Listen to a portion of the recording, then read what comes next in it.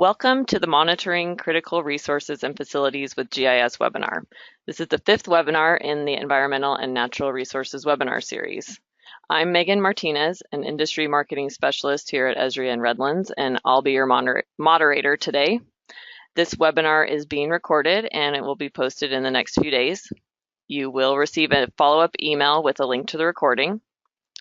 Before we get started, I would like to encourage you all to post your questions in the GoToWebinar questions dialog box throughout the presentation, and we will answer as many questions as we have time for after the webinar. Now I'd like to introduce our two presenters today. We have Mike Bialish, a National Account Manager on the state government team here at Esri, and he is based out of our Philly office. And joining Mike is Matt Tarldson, a National Solutions Engineer on the state government team, and he's based out of Minneapolis. So now I'll hand it over to Mike. Okay, thanks, Megan, and thanks everyone for participating today. We're very appreciative of this opportunity to discuss with you the use of GIS for monitoring of critical resources and facilities that, of course, most natural resources agencies are faced with. A little more background about Matt and I. We're a team that works with environment and natural resources agencies in all 50 states. And much of what we have recently been discussing with them and we'll share with you today has been around this topic of monitoring of resources and facilities. Hopefully many of you who are participating today have participated in our other recent webinars. As far as these go, we did a series of 4 webinars from October through January. The recordings of these are available at the link below on the slide, and we'll also put today's webinar recording there as well. In these previous webinars, we discussed several topics and how GIS is being utilized, including general overarching trends that we're seeing with environment, natural resources organizations, to things like critical workflows and solutions that we're seeing with fish and wildlife, as well as agricultural departments, to other topics focused on environmental impact assessment and permitting, which of course almost every natural resources agency deals with. Today, what we're going to do is take a deeper dive into the monitoring of critical resources and facilities. As I mentioned, the webinars are all available from the link below, and I would also encourage you to follow the Environment and Natural Resources GeoNet page, which will not only have information about other upcoming webinars, but also trending topics in environment and natural resources. Okay, so as far as today, here are the topics we're going to cover. We'll start by discussing some of the major related workflows and needs faced by environmental agencies in terms of monitoring critical assets and facilities. This will then be followed by a quick review, or overview, I should say, of ArcGIS solutions, especially those related to today's topics, as we feel that these can really offer good starting points or best practice patterns to follow. We'll then take a deeper dive into these types of solutions, mainly focused on the recently released dam safety, inspection, and monitoring solutions, which will also include demonstrations from Matt.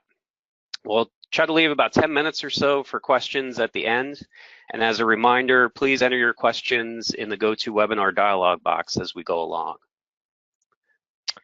Okay, so starting out today with key environmental and natural resources challenges and workflows related to today's topic. This certainly will not be a complete list as far as the workflows that I'll list on the next slide.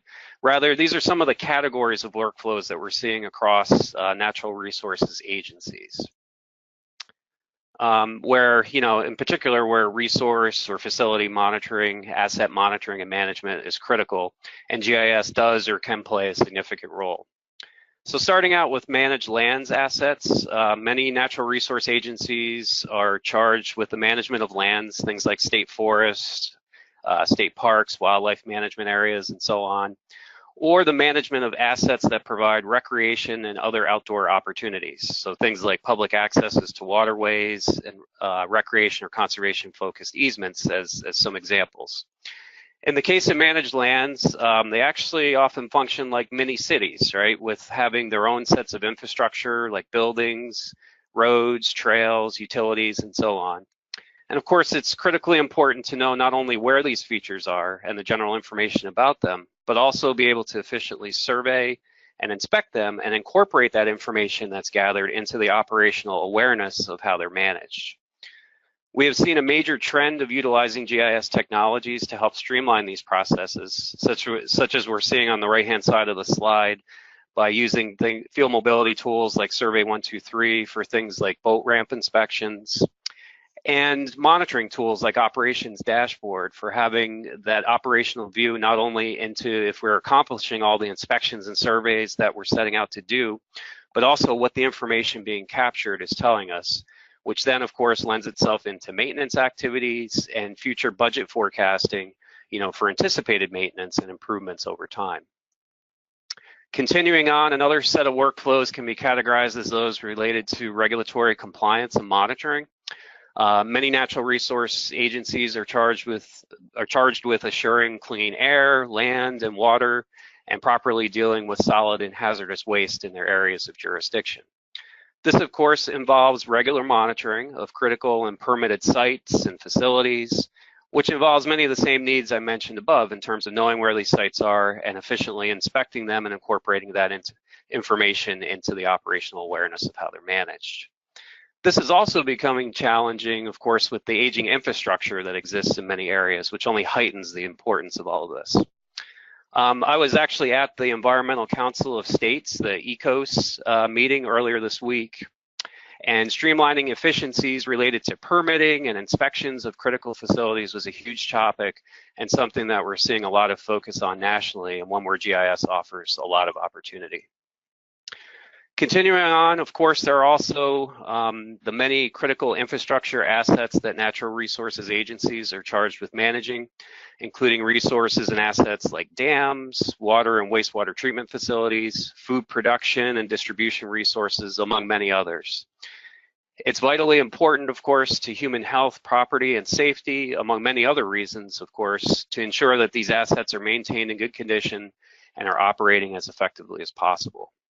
The key to this is not only knowing about them and where they are, but being able to efficiently visit and thoroughly inspect them and capture that information in a form that is immediately usable, such as the dam safety dashboard that we're seeing on the right-hand side of the slide.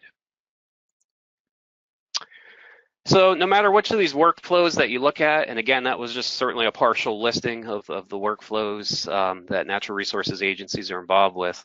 But no matter which of these you look at, the challenges around them can be boiled down into things like the need to streamline field operations and readily integrate collected data across organizations and with other systems.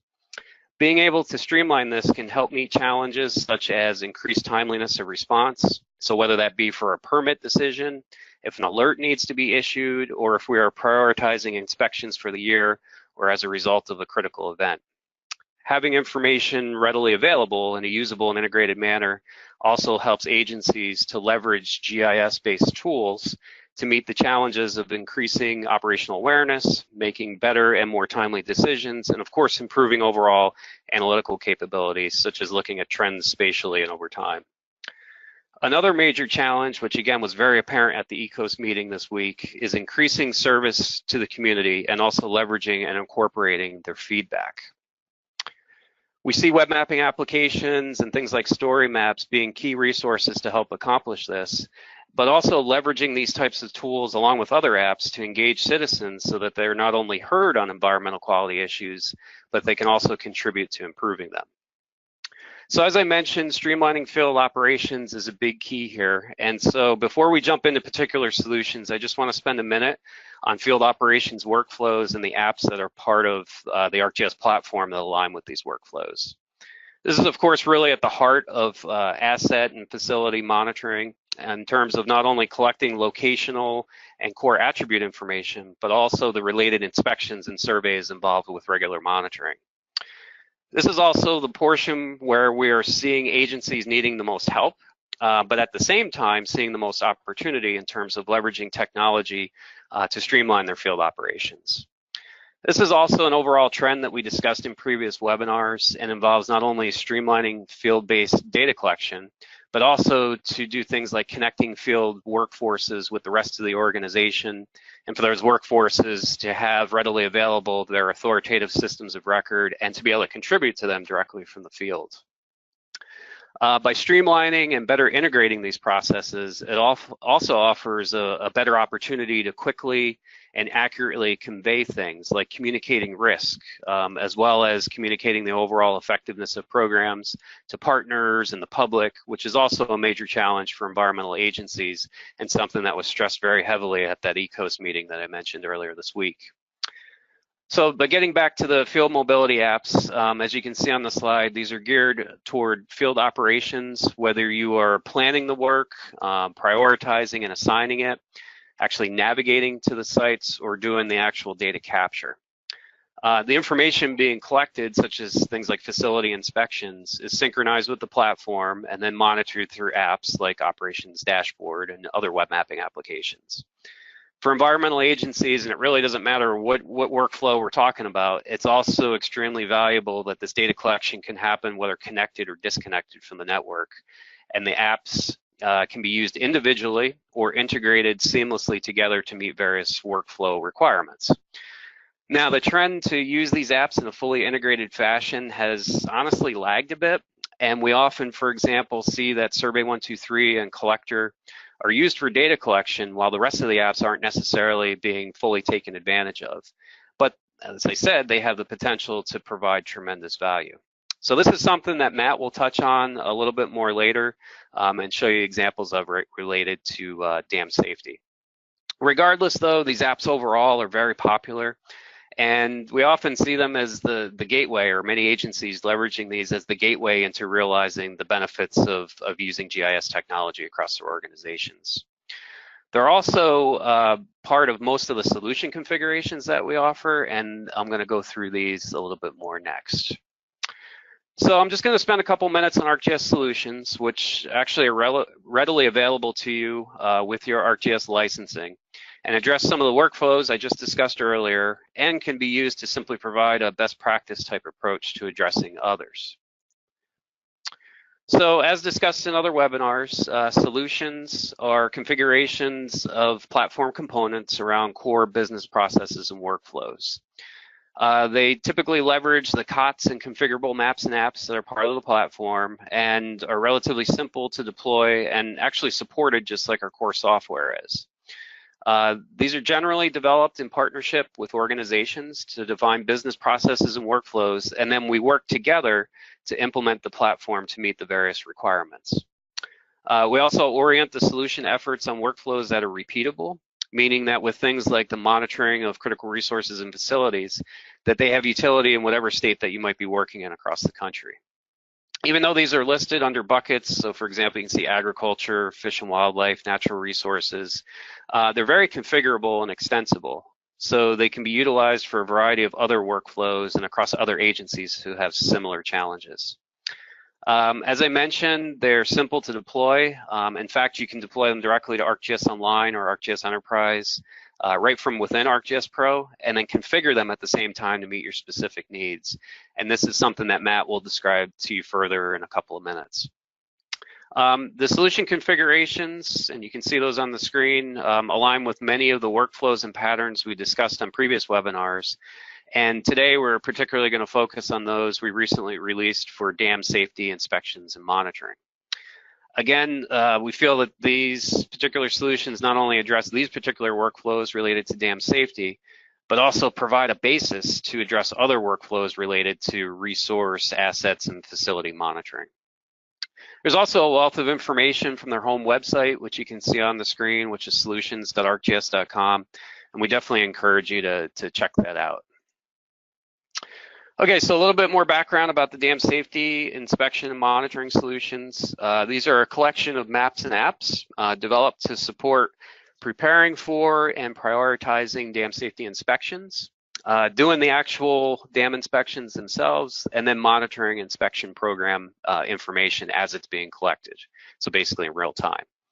The solutions are actually hot off the presses, being released just last month. And in this case, we partnered with the Ohio Department of Natural Resources Dam Safety Program to gather requirements and configure the solutions together.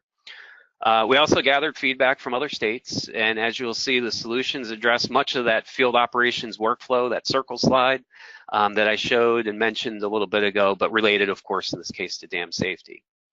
We feel that these are very repeatable, like I mentioned, generally about solutions, based on the feedback that we've received from other states, but also the fact that all states are involved with dam safety inspections and monitoring. Just like all solutions, these are configurable, meaning that they will likely get you most of the way there, but you can easily tailor them to your own requirements, whether that be differences in schema or additional requirements that you may have. Okay, so now that I've set some context for what we're discussing today, we're going to go ahead and take a deeper dive into the approach with monitoring critical resources and facilities with GIS-based tools. We're going to largely do this through the dam safety solutions that I was just describing, but we feel, like I mentioned, that much of the approach here can be repurposed for other resource and facility monitoring. So in order to take this deeper dive, I'm now going to turn things over to Matt. So Matt, if you're ready, go ahead and take it away. Thanks, Mike, and I will go ahead and share my screen now.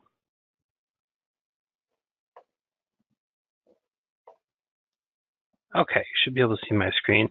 So Mike talked quite a bit about solutions and how we develop them and how they work, and I wanted to kind of reinforce what he just talked about. And so I'll start with this slide, which I know you've already seen, but I really wanted to drive home that what we're trying to do when we develop a solution set and when we look at a kind of a holistic workflow is that ArcGIS has a lot of different components that are designed and work very well together.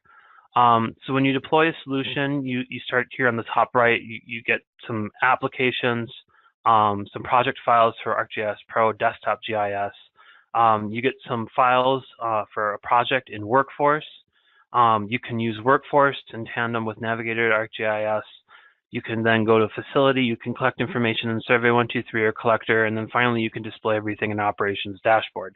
When we design a solution, we design all of these different components to work together, and each one of these by itself has its own challenges and limitations, but when they're used together like this, they're really a powerful solution set.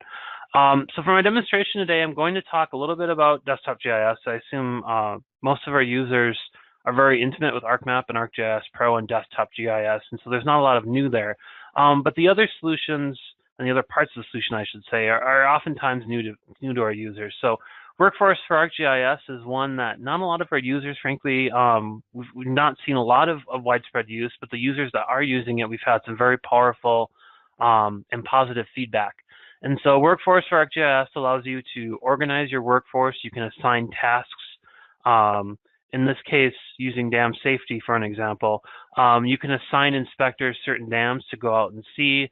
They'll get a notification within their application. The user can check in, it can go, takes them to the application, and then they can kind of update their status as they go. So if the inspection is ongoing, they can change their status. If it's complete, they can mark it as such and it'll go back into the queue. And it's a way for a dispatcher to kind of dole out a workforce workload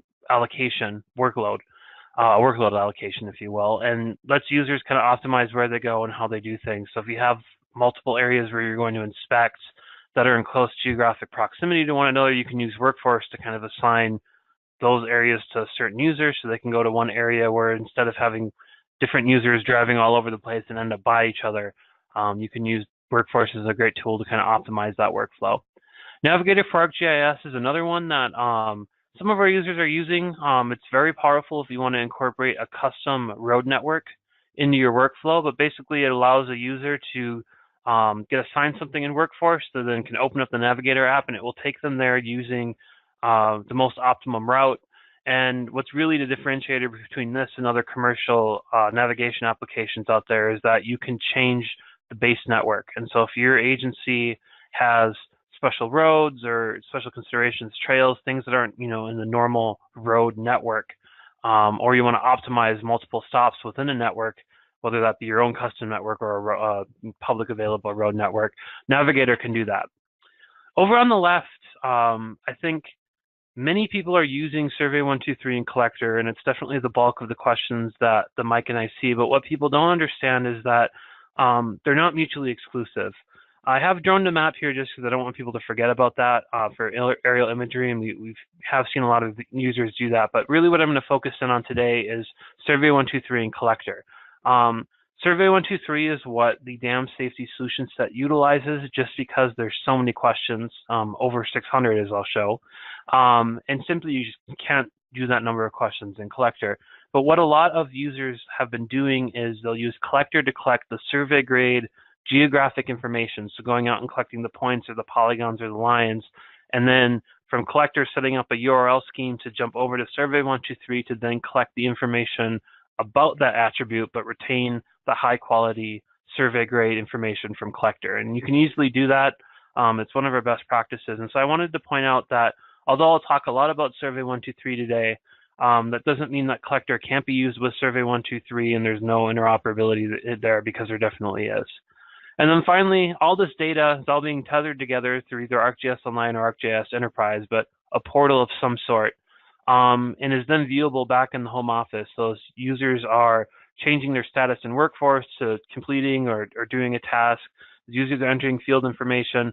All this gets pushed back into the same common web map and then can be displayed in dashboards, so that for heads-up display, a situational awareness display, dashboards are a great tool for you to see automatically what's going on, the latest information. And when we design a solution, we design all these components to work together. And when you download the solution set, you get all these different components. So I wanted to take a kind of a step back and just kind of give people kind of an overview of when we talk about solution sets, what does that mean? And we talk about a collection of apps and maps, what does that mean? It's right here. It's all these different cogs on this big wheel that are designed to work together to really cover the entire workflow. So taking a further deeper dive into dam safety itself, which is our new solution set we've just released, the dam safety inspection process was a really challenging one. Most of our agencies that we work with, multiple states, do similar types of inspections that then get reported back up to the federal government. And so it really gave us a good way for us to kind of standardize a solution set that would really at least cover the bases of most of our users. And of course, this is all configurable. You can change the schemas here. But the dam safety inspection process by itself is actually really complex. So in this particular case, the challenges we had to cover with the technology is a dam doesn't have just one component. They have spillways, they have vegetation cover, they have some sort of security concerns. All these different attributes have to be captured and documented. And of course, it's not just about clicking yes or here, yes, everything's in good condition or in bad condition. If something needs to be changed or repaired or remediated, there has to be documentation. And so in Survey 123, that means you need to be able to support pictures, attachments, sometimes multiple attachments or many multiple attachments. And so we had to design a survey that would do that. We also needed a survey that could be used as a complete system of record. So all the information that's stored here could be used for other workflows, for generating reports, for working with your users to compel them to do some sort of change or some sort of remediation. There's all these different workflows that agencies have to do and use the spatial information to kind of generate that. And so reporting is something we're actively working on, and there will be some changes coming this year where you can use the information here to generate reports. But we designed a tool that will really give you a really firm, complex, and robust set of data that you can then use in whatever workforce or whatever workflows you have surrounding dam safety inspections. And then of course, this last bullet here is that 600 questions is a lot. For Survey 123, it can be done, but we had to get creative as to how we organize this survey, how to make it snappy and responsive, how to store the data, but then how to not make it crash and make it, easy for the user to go through and kind of pick all these questions and do what they need to do. So we did some tricks under the hood. We have some related tables, things like that. We've also consolidated the form itself up to multiple different parts so that the users going through is easy to kind of just scroll through and do what they need to do per page. It's not like you get all 600 on one sheet and you have to keep scrolling and scrolling. We tried to make the tool both accessible, easy to use, but also responsive, which took a little bit of work on the Survey 123 end. So now I'm going to hop into an actual demonstration. I talked about this dam safety solution set, but what's actually there? And so the question I've got after many of these webinars is, okay, Matt, I really want to deploy these tools, but how do I do it? And so the answer to that question is what's called the Solution Deployment Tool. You can download it for free from arcgis.com. It's a plugin, and you can see it right up here in Pro. If you go to the Share tab, there's the ArcGIS Solutions. In this case, on the left, it opens up a task.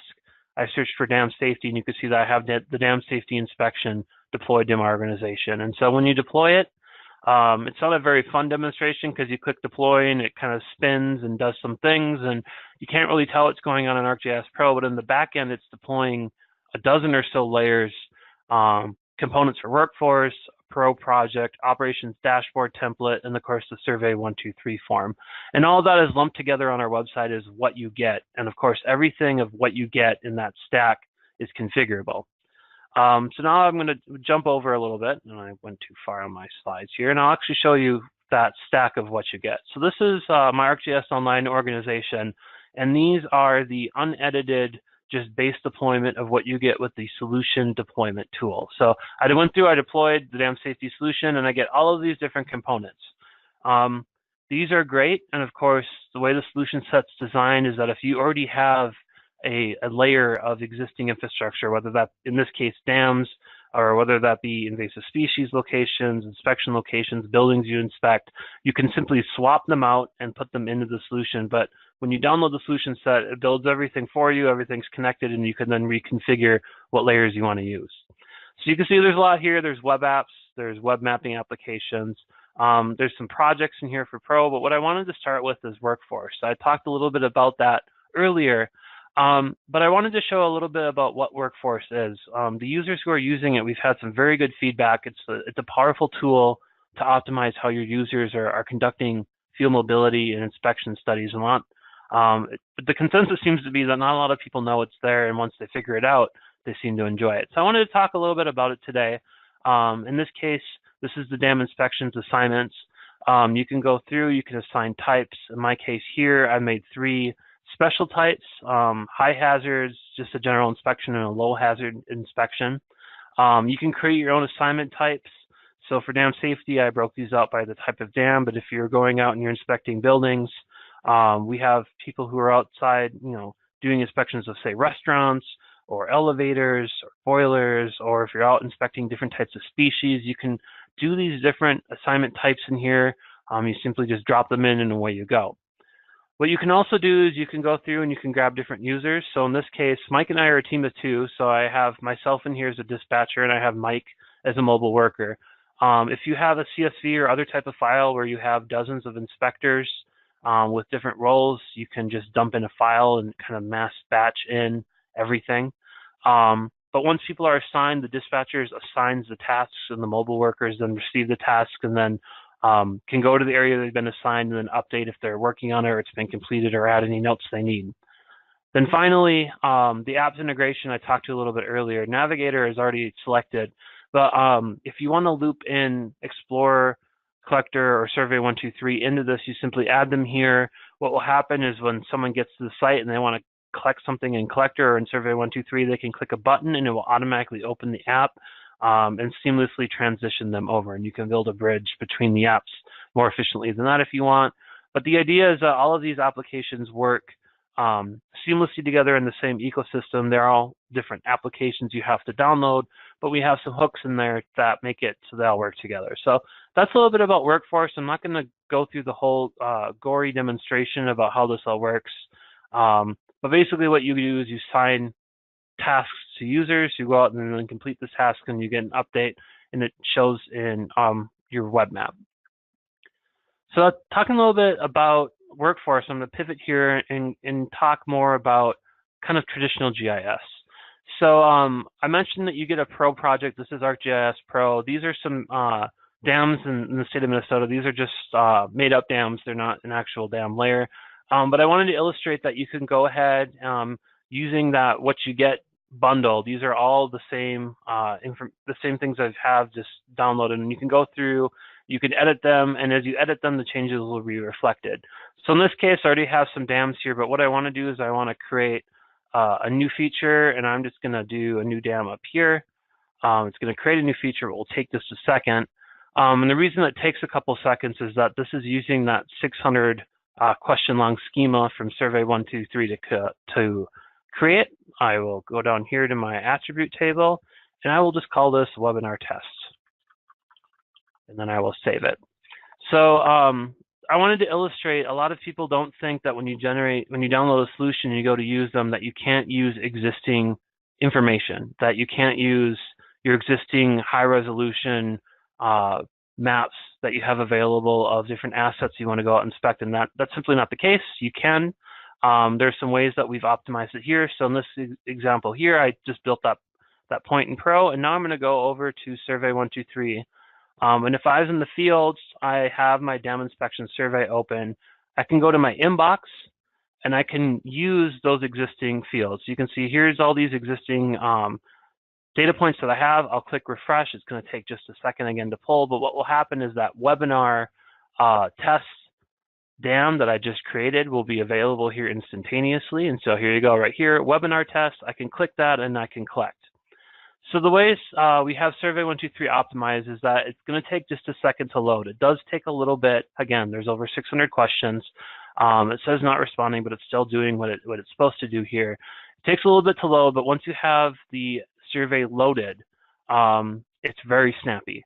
And so the idea is that you're going to have to open this application once when you actually get to the dam to do your inspection. Yes, it takes a little bit of time then to open the app, but once you have it open, that's everything that you need. And so you see on the top here, we have these different dots. These all represent different segments of what you have to collect. And so you collect information about the contact owner, about the actual owner of the dam, the emergency action plan. And so there's a lot of questions in here that are filtered out. They're using the complex logic. So is this the owner, the contact person? You can click yes. If you click no, you get a whole new slew of questions to update that. And so it's designed to be really snappy, responsive. And we understand that a lot of times when you're doing something as complex as the dam safety inspection, it will be all day and you'll have this one form open. But we wanted to make it easy for users to kind of go through and look at each individual segment of the dam safety inspection process in here. The other thing that we've gotten a lot of feedback on, we wanted to make sure we covered, is the capability of going through and documenting every different part of the dam. In Ohio, they had a lot of feedback that it was very important to know the downstream hazards, to know the spillway condition. They had a lot of certain things they'd always look at. More importantly, they always wanted to document what things look like, what issues there were, so that way you have a historical record. And of course, Survey 123 by default will support those photos, but we wanted to open it up and make sure that we can enable the storage and the usage of multiple photos. So every one of these different parts of the dam, you'll notice will have the capability to either upload photos from your device or to open the camera and take pictures and embed them straight in. And so we had that in mind just so that you could create a complex, authoritative historical record while you're out there in the field doing your inspections. And so, like I said, there's over 600 questions. I'm not going to go through all of them, but I wanted to illustrate some of the things that we've done to kind of optimize Survey 123 and kind of really extend it to ways that we've known other users to want to use Survey 123, but we had to get creative as to how we got it to work so that it was responsive and that was easy to use. You can see every one of these components. The gates and valves components here is relatively small. It's easy to use, but we have all these buttons across the top to go ahead and change what you're looking at. So once your users are done collecting information in the field, again, they're going to show up here on this web map. You can see them in Pro. If you have someone in the back office doing something in Pro, they make changes, your field staff is going to see it.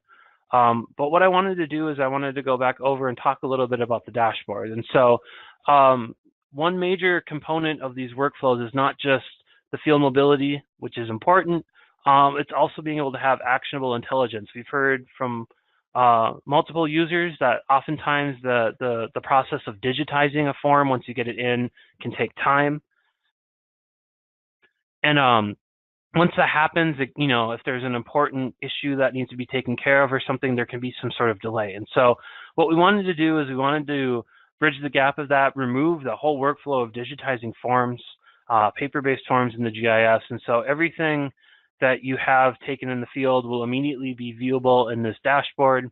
In this case over here, we have different classifications. So if you want to look at a high hazard dam, you can click the button. What's going on is it's basically doing a query against that label, or that layer rather, against the attribute table. And you can see here's just the high hazard dams. Over here, you can see the individual ones. You can click and get more information. It will actually zoom. This again is just a hypothetical data set, but that data set that you're querying against, that you're using ArcGIS Pro and you're using for field data collection, can be fed into this, and you can get the same exact functionality. And so the idea is that as soon as that information comes in, as soon as the attribute table is updated, you can then look at it in these dashboards. You can feed that to web applications, but you can immediately start working on issues that come up that need to be resolved. And you can also keep kind of a heads-up display of what's going on out there, how many dams have been inspected in a year, and kind of a holistic view of what's going on. So the ArcGIS solutions were designed with all of those in mind. They all come together. They're all designed to work together. And like I said, it covers the whole holistic workflow. It's not just about field data collection. It's not just about building a dashboard. It's about covering all the different parts, from planning in ArcGIS Pro, the areas you want to go out and you want to inspect, and it covers all the way to the back-end office when you have a kind of a holistic heads-up display or an executive dashboard that you then show to others. So with that, I'm going to hop back to the PowerPoint. That kind of covers the solution set workflow. And so now I'm going to kind of pivot over and talk a little bit about this webinar series and what else Mike and I have been up to. So this, as Megan mentioned at the beginning, this is number 5 in our webinar series. We have all of our webinars are being recorded. They're online. You can go to the webinar home right here. We also have a GeoNet page, and so Mike and I are focused just on environmental agencies, mainly at the state level across the whole nation. And so we check the GeoNet pages, we post content, we're happy to help. We're also involved in conference proceedings and things like that. One of the big things we've been working on is our user conference in San Diego. We'll have a special interest group, SIG, just about environmental and natural resources. We'll have some talks, an explicit expo area for people to come and talk. And so we really wanted to beef up our support for our environmental agencies across the country. And so that's from the user conference. We also have other Esri websites, so the Esri blog, where you can go and see updates about solutions, about Survey 123. There's a bunch of different teams that will post in there. We have some videos that will show what's new at Esri, some of the changes. And one of the new things we're starting to do is solutions meetups, where we actually have the solutions team come in and talk about what they've been up to. In this case, the first one will be the dam safety solution set I just talked about, some more details about the development of that, and of course, conference exhibits. And then at the bottom, once again, the webinar home and the GeoNet environmental and natural resources homes are great ways to get a hold of us.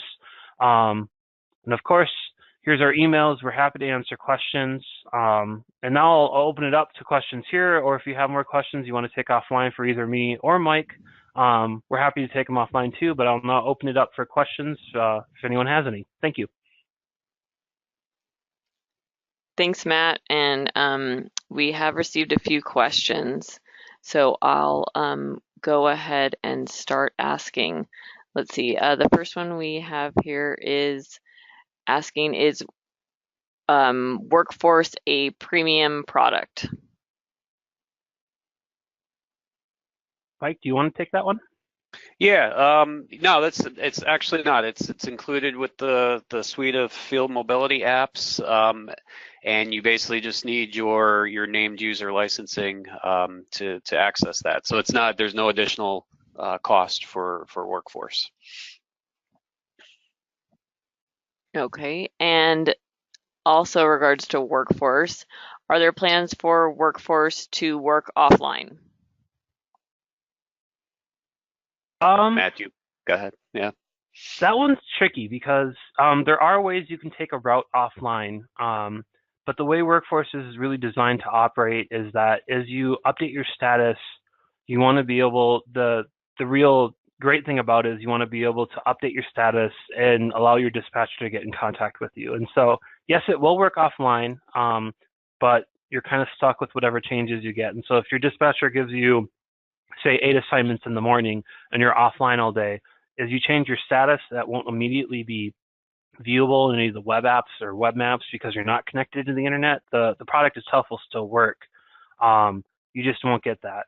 What a lot of users have is that if crews go out in like the morning and then they'll go to lunch or something, and a lot of times they'll go in an area that does have connections, so they'll kind of do a sync once or twice during the day so that you at least get some of those updates.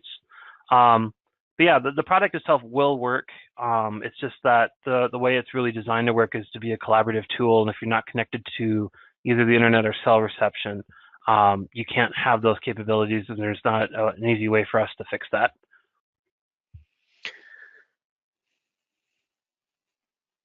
Okay, and the next question here is, now that Survey 123 has GNSS capability, is using collector and URL scheme still necessary? It depends on the workflow. If you're comfortable just using your GNSS output and you just want to have a point, you totally can use Survey 123.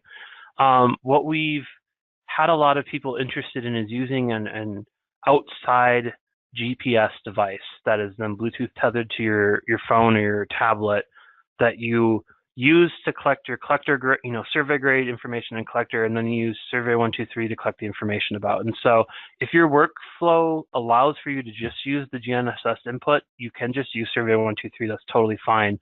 I just wanted to be careful because I know a lot of our users and a lot of the questions that Mike and I tend to get are people that really want survey grade and they're using a Bluetooth, professional grade GPS to get that information, and you're not going to get that just using a geopoint in Survey 123. So it's really up to the user, whatever is comfortable, but yes, you can do the GNSS route, and if that's good for you, that's all you need to do. But there are more complex options available if you need to go the other way as well. Okay, and also in regards to Survey 123, somebody's asking, where can I go to find instructions on integrating Survey 123 with collector? Ooh, that is a good question. It's called the ArcGIS blog. I mentioned it earlier. Ishmael is the name of the guy who's in charge of the Survey 123 group, and he posts some really good blogs about how to set up that scheme, how that works, and so that's one place you can go.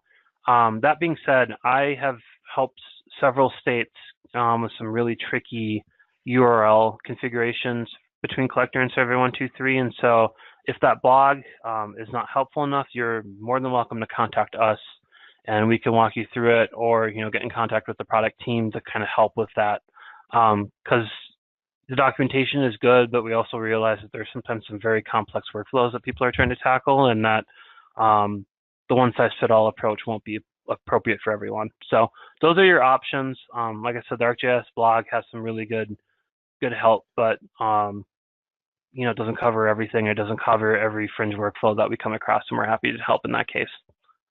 Yeah, with all that said, if you'd like, whoever asked the question, if you want to follow up with either one of us, we can, point you directly to those resources on the blog. The basics of going back and forth, between collector and Survey 123 and getting that URL set up is pretty simple.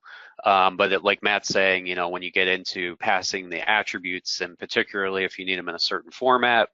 I remember we worked with, West Virginia Department of Agriculture, who was doing some pretty complex stuff in that regard. That's where, we kind of needed to step in and get a little bit creative and figure it out. And we were able to get it figured out, but, there definitely can be some complexities depending upon how you need the information on the other end. But, I just offer that if you want to follow up with us directly, we can point you to what we feel are the best resources to get rolling with this. Okay, and the next question here is, how were you able to bullet out the Survey 123 tabs you showed? So that was all done in the actual, if you go into the Survey 123 document, I don't have Survey 123 Connect open, there's ways where you can change the style to make it do that. That's another thing that I'm very happy to show you offline. It's in the documentation. If you look at different ways to style your survey, But this is definitely one of the more extreme examples of that I've seen. And so, yeah, I'm happy if you want to get in contact with us. I'm happy to show you how that's done and walk you through how to do that and the different styles that are available. That was one thing that I was really happy to see when we got it working, because otherwise when you have these, monolithic giant forms you have to scroll through forever, it wasn't user friendly. And so that was a great workaround, and yeah, happy to show you that. Yeah, and with relative to like some of the workflows I discussed in the beginning, it's often the case where you have these very complex inspections and surveys that need to be done. So we definitely encourage you to check out that capability or functionality to, combine pages or tabs, however you want to call it. I call them pages, but pages with the collapsible, kinds of interface within those as well. So it allows you to get a lot of data, like Matt was talking about. It's over 600 questions in that survey, but we've broken it up into 14 pages. And then of course there's collapsible portions on each one of those. So it's not so cumbersome, for the user when they're out in the field and all that kind of stuff. And really they can just tab over to wherever they want to go. Okay, I'm doing the spillway now. I just go to that tab and work on the spillway. I got to do this aspect. So I go, go there. So we would definitely encourage you to really, experiment with that and see, how that can help you with your asset monitoring and surveys, and all that kind of stuff. And that the tab stuff or the pages stuff, that's really recent functionality. Yep. That was with the last release, right, Matt? Yes. If I remember correctly. Yeah. Yep. Yeah. So if it's not recent. something if you're not something you immediately recognize, don't feel bad. It was something that we added and something that our team internally hopped on right away to make this survey possible.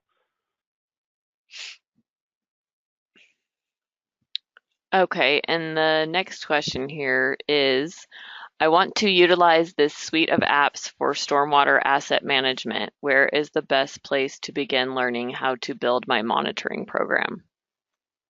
Ooh, that's a good question. Mike, did you want to cover that one? Some of the training notes out there and stuff? Yeah, I was going to say there's that'd be the first thing I'd recommend, and that's something, again, if you'd like to follow up with us, we can give you some recommendations there as well. But there's a wide variety of really pointed training opportunities, particularly focused on the field mobility apps, whether you're using them individually or integrated together. As I believe both of us mentioned, this is the area where we're getting so much interest and need and opportunity from the natural resources agencies, and so we've had a lot of training opportunities that are focused on this.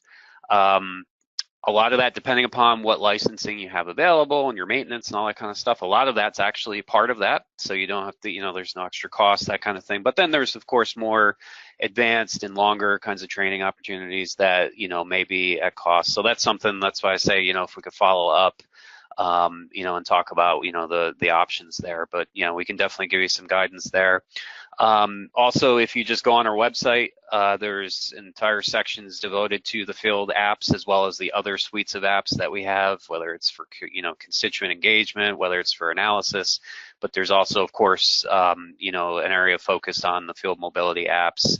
That's got a lot of links and related resources to help you get started, and kind of lays out all the functionality and capabilities and that kind of thing as well. So I would mention those two. And then, like we said, GeoNet, the blogs, that kind of stuff. A lot of resources that are related to these for particular workflows that folks are trying to get stood up and supported by these. So hopefully that helps. Kind of a broad brush there, but there's a lot of resources available. Mm-hmm. And it looks like a couple people have been asking about accessing the slides and the recording. So just want to let you know you will receive an email with a link to the recording within the next week. And it looks like that is all the questions we have. Megan, can I add one more thing to the last question? Sorry, just was thinking about that question more. The other thing, I mentioned checking out the solution site. And so I'm going back to the question about, how do I stand up these apps or, utilize this suite of apps for stormwater asset management? I would definitely encourage you also to go check out the solution site, which for things like operations dashboards, like Matt was showing, you can actually try them live right there. But also you can very easily deploy those solutions and utilize parts of them right off the site but you can also easily deploy them right from there. And like I said, the majority of them do include, the field mobility applications, like, dam safety, the workforce is there, Survey 123 is there, operations dashboard, that kind of thing.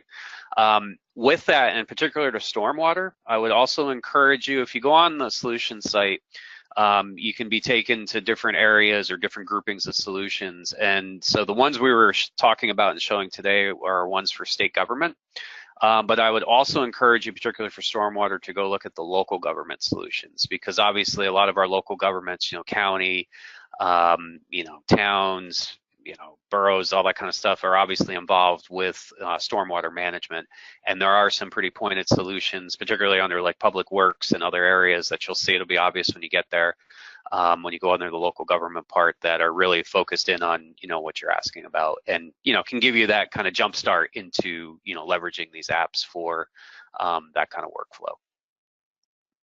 So I don't know if you have anything else to add to that, Matt, but I was just thinking that's another great way to, That is another great way. Yeah, that's, yeah.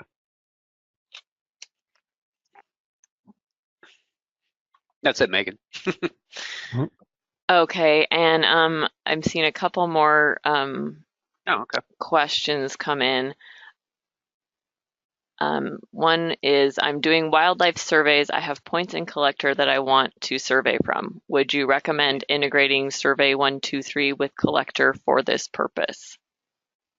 Ooh, that will depend on the type of information you want to collect about the species. If you're just doing some binary, are they present, yes or no, and you just have a couple questions, collector will probably work just fine for that. If you're doing a more complex count of a species, or you're trying to differentiate between adults and juveniles and things like that, or you have any sort of questions where if you're using the if and then logic, or you have, say more than just a half dozen sort of questions, I'd probably use Survey 123 to go that route. It really depends on the type of information you want to collect. I've seen some agencies that are just doing binary, is this species there, yes or no, in which case a point in collector or a polygon of the area that the species in, and then a yes is all they need. But then other people are out doing nesting type of surveys and things like that, where you're trying to count the number of eggs and trying to count the number of juveniles and males and females and everything like that. So I guess it really depends on your workflow. Either or would be fine. And again, we're happy if you want to go into more detail and kind of give us some more information about your workflow. We're happy to take it offline and help you with that. But those are kind of the differentiators between when I generally steer people towards collector and when I start looking more at Survey 123 is if you're doing a lot of questions, or the questions you're looking at require if and then logic or things like that, then Survey 123 is definitely more applicable, where if you're just collecting some sort of geographic information and a couple questions, then collector will be more than sufficient. Okay, and one more question just came in. If we are uploading our photos to a document management system and then linking back to our features, what kind of utilities or applications would you use to convert the attachments to JPEGs, etc., for upload? Ooh, that is a question we would have to take offline. It gets quite tricky when you start dealing with outside systems. So we'd probably need to know a little bit more about what outside systems you're working with. We're happy to troubleshoot that. That's one thing Mike and I get a lot of questions about, is interfacing with those types of external systems. It's just that every one of them is kind of their own unique beast to work with. And so we'd have to get a little bit more information and then could go from there. Yep, agreed. Okay, and as a follow-up to one of the earlier questions regarding the Survey 123 tabs, I believe, we got a question, is the 600 question form proprietary, or can I have that? You can totally download it. When you download the survey, when you download the solution set, the dam safety set, you will get that schema. And of course, that schema is completely editable. What we did is we included every question that Ohio needed to have, and then when we vetted it with other states across the country, we added a few more and kind of tailored a couple of other fields to make sure that they were usable across, we wanted to make sure that we included fields that we knew more than just one user wanted, that they were kind of universal. But yeah, when you download it, you get all of that. You get the formatting, everything is all in there. And Survey123 connects, you can see the pages and everything. And if you only have certain inspections around high hazard dams, that will need that. And if you're doing earthen dams or something smaller, a lot of times, it's a smaller form. You can take that form and configure it however you want. It's totally configurable. But yeah, no, if you download the solution set, you get that, and it has not just the questions in it, it has all of the formatting and everything. So you can see those tabs and everything I was talking about as well. Yep. So just as a reminder, solutions.arcgis.com. Anything that's there, is available for your use. It's completely public, and like Matt demonstrated and described, also integrated into Pro through the solutions deployment tool. So have at it. Mm-hmm. And we just had a question regarding the natural resources agenda for UC, and I can answer that one. We don't have that out just yet. They're finalizing some things with the schedule, but we will have that flyer available, and it'll be posted to GeoNet.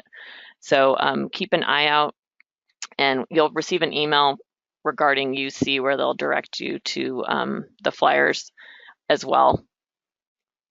And yep, yeah, that's something ahead, we do. Yeah, sorry, that's something we do every year.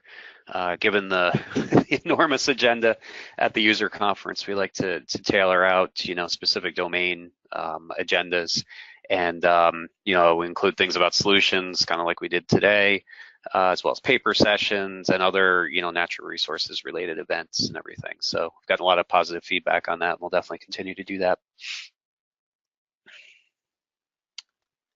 And then we had one final question about wildfire management tools, if you can speak to those a bit. Ooh. So there's a lot. Yeah. Yeah. So a lot of the tools, of course, that we showed today, including Workforce, Survey123, Collector especially, Operations Dashboard, are very, very much in the fold with wildfire preparedness, response, decision making, all that kind of stuff. At this point, we're at the end of the webinar, so I would say let's follow up on that. But there's a whole host of agencies across the country, of course, that are leveraging these tools, integrating those tools with other systems. We could probably take that one offline and kind of go through, what's available, how we see agencies leveraging these tools, other ideas that we have. We also have folks, of course, that are, that specialize or focus in on wildfire management, forestry in general, all that kind of stuff as well, and we can bring to bear those resources too. So let's definitely follow up on that. There are some really good examples. Well, tragic examples from the past year. Specifically, California and Oklahoma had a lot of wildfire activity, and these tools were being heavily utilized by both of those states for managing them. And so, yeah, there is not just internal Esri expertise. There's things that we've kind of learned from our community as well that we can help you with. Yeah, for sure. Yep. There's also been some actual press releases in the States, some other articles, case study kind of things, things like that as well that we could also point you to. Okay, great. Yeah. Well, thank you guys. That's all the questions we have for now. And a reminder, there will be a short survey that's going to pop up on your screen after the webinar closes, and we would greatly appreciate your feedback. We use that when thinking about future webinars and activities. And thank you again for joining us, and we'll send you an email with a link to the recording in the next few days.